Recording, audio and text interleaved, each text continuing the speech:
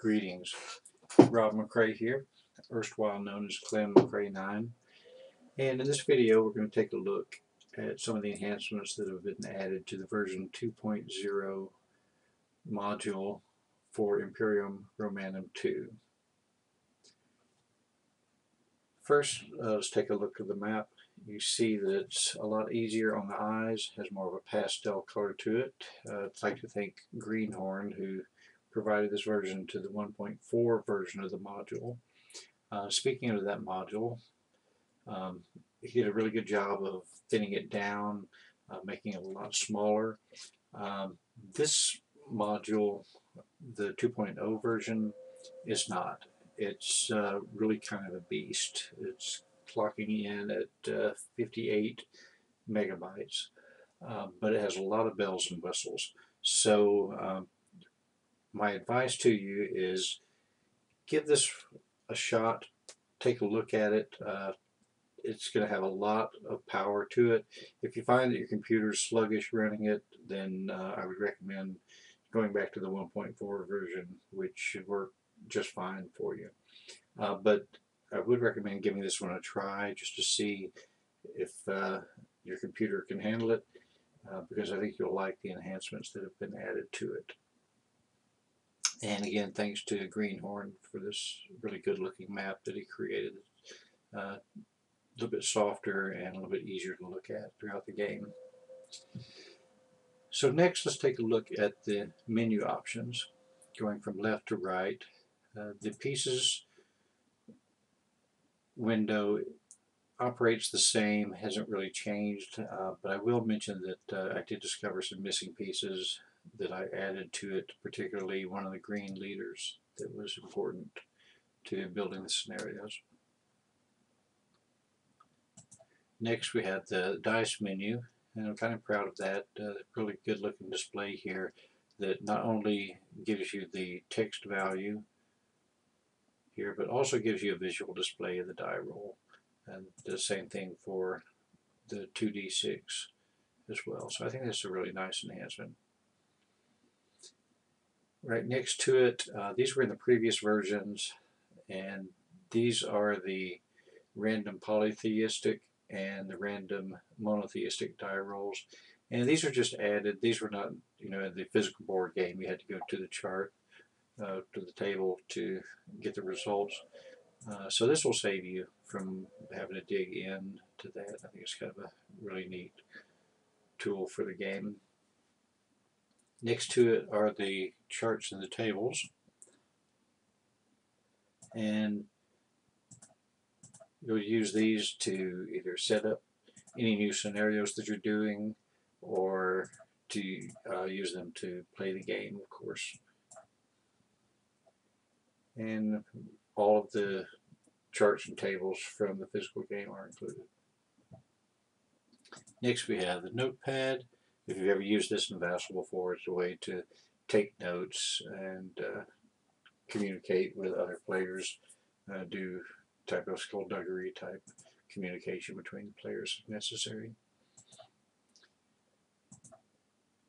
Next we have the turn control, which automatically adjusts the phases through the games. So let's take a quick look at how this works. If you'll notice here on the map, I'm going to zoom in a little bit closer over here. See if I can go one more time.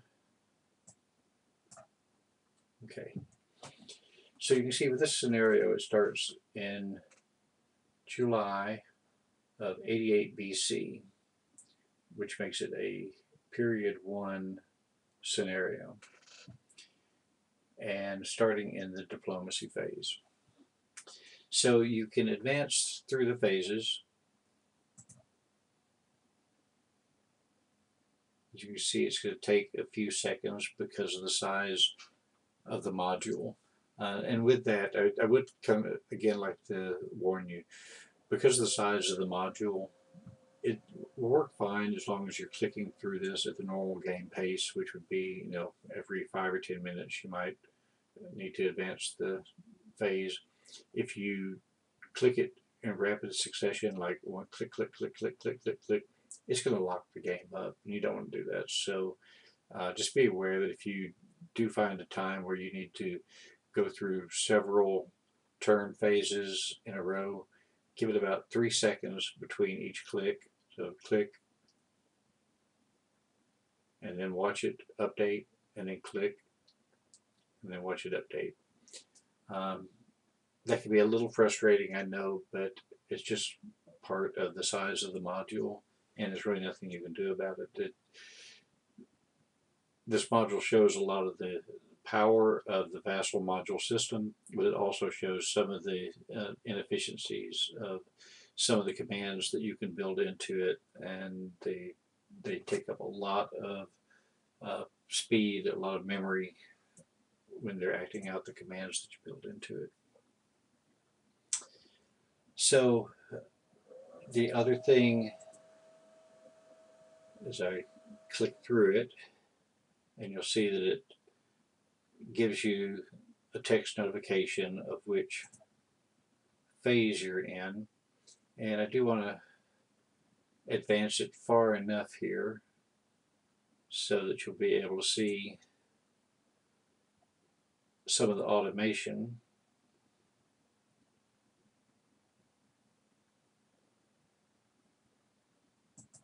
I'm going to try and get it to August.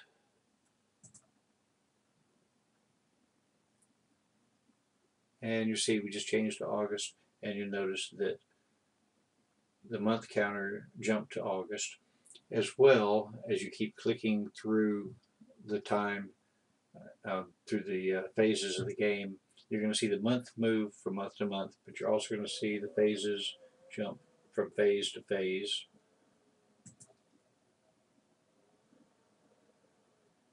Look here, you see it did that. And also, once you get to the end of the year, I'm not going to click all the way through, but the year counter will advance with the phases as well as you advance the phases. So again, it's pretty neat. Just kind of an enhancement that I think gives some of the advantages of playing this game on Vassal as opposed to playing the board game, the physical board game. Okay, the next enhancement are the period maps, and I thought long and hard about how I wanted to put these on here, and what I came up with is adding these overlays. So for instance, this is a period 1 scenario. So by clicking on period 1, you can see that it's giving you the status of each of the hexes in the game, whether or not they're cultivated roads, cultivated no roads, wild with no roads, or correction, wild with roads, and wild with no roads. So to turn the period map off, I'm just going to reselect this. Again, I want to give you kind of a heads up on something that is easy to do. Let's say I turned on period 3, and then later on I decided to turn on period 6. Now ordinarily you wouldn't do this within the scope of a single game, but if somebody were playing around with it, or you were playing around with it, you could get 3 layers here, and it would be a little bit difficult to figure out, how to get back to the original map. All you need to do is just go over here and look at the top layer. This is period 6, so I'm going to turn period 6 off. 2830 is that one, and then period 3. I'm going to turn period 3 off, and then I'm going to turn period 1 and 2 off, and now it gets me back to the original map. So just remember, these are kind of picture it like adding blankets to a bed. If you added this blanket, this blanket, this blanket, and this blanket to get back to the bed, you'd have to take off each blanket that you turned on. It's not complicated, but it can be a little frustrating if you don't make the connection between the information that's over here on the period map and realizing that there can be multiple period maps layered on top of each other. It's not a normal function of the game, like I said, but it can happen, and just letting you know. So next we have the power menu, or the power forms, and we have those all lined up under one button, which saves a lot of menu space. So that's worked out really well. And the next tab we have the mobilization forms, and we're going to go over both of those forms in more detail in a separate video. The next menu option is the counter manifest, and this is really, probably the biggest enhancement to the game in this upgrade. So I've added the counter limits to the physical game. So if you're building a scenario from scratch next time, or whenever you're playing a scenario, you're going to want to keep the counter manifest in mind. So ordinarily, you're not going to pull units from the pieces menu, from the pieces window. They're still there available, but just keep in mind, if you pull pieces from here and put them on the map, it's going to mess up the counter limit. So you're going to want to always pull your pieces from the counter manifest. Now I left the pieces in here because if you've ever played Vassal, if you played it enough, you probably played a game where at some point a piece just ends up missing somewhere. Vassal places it, hides it somewhere. You can't find it, you can't account for it, and doing undo doesn't get it back for you. So I left the pieces all in here so that if for some reason you just lose a piece, you can always add one piece back to the counter manifest, make the counter manifest complete. But the counter manifest keeps a total of all of the available pieces, and as you can see, some of them, for instance, the purple ships here are already down to 0. That's because all of the available ships are in use already in this scenario. So if this works pretty well. For instance, the 412s, if I take the red one off, you can see that it subtracted it from 11 to 10. And then if you place them on the board,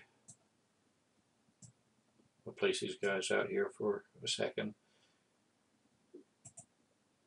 If you need to return them, you just right click, send to counter mix, and it'll send it right back to their counter stack that they belong to. Okay, that's probably going to be fairly self-explanatory. It's really easy to use. You just follow the scenario instructions, and if you're building a scenario from scratch, it's going to tell you where to place the pieces, and it's going to subtract out. And again, it's going to enhance the game because the previous versions did not have a way of stopping you from getting more counters than were actually available in the physical game. One thing that I do want to mention, there are 35 fortification counters in the physical game, and there are 35 virtual games here in the Vassal game, in the Vassal module. However, because some of the physical pieces are either 5s, 3s, or 1s, and that's different from the Vassal module pieces, which are all capable of being 5s, 3s, or 1s. It's possible to get a numeric fortification value higher, total value higher than what was possible in the physical board game. So I have not added up what the actual count of fortification points are for the game, but if you're interested in doing that, you would need to do the math on that and figure out if you have maximized or overspent the amount of fortification levels available in the game. Okay, and the next, of course, was something that was previously in here. It's the mini map, which right now is almost as big as the regular map, but you can use that if necessary. I find that as I play Vassal modules, I don't really need the mini map. If you have really humongous maps like there are in some of the monster games, and even though this is a pretty big map, it never feels so big that you can't just use the sliders. But you can, it's the mini map's there if you want to use it. That's fine. And of course, if you want to hide pieces, there's the hide pieces button, and there's magnification and zoom in and zoom out. And with the quality of the map, this actually goes pretty high. You can zoom in really far. I could have made the map smaller, but it drives me crazy when you make the map smaller and then you zoom in and it gets fuzzy. So I decided just to live with the map size as it is, and it looks really good. You can zoom in all the way and there's no distortion at all. And the other one, the other two, the last two, is the copy screen function and the moved pieces function. I think I still have my pieces in moved status, so I go ahead and click those and it takes the moved status off.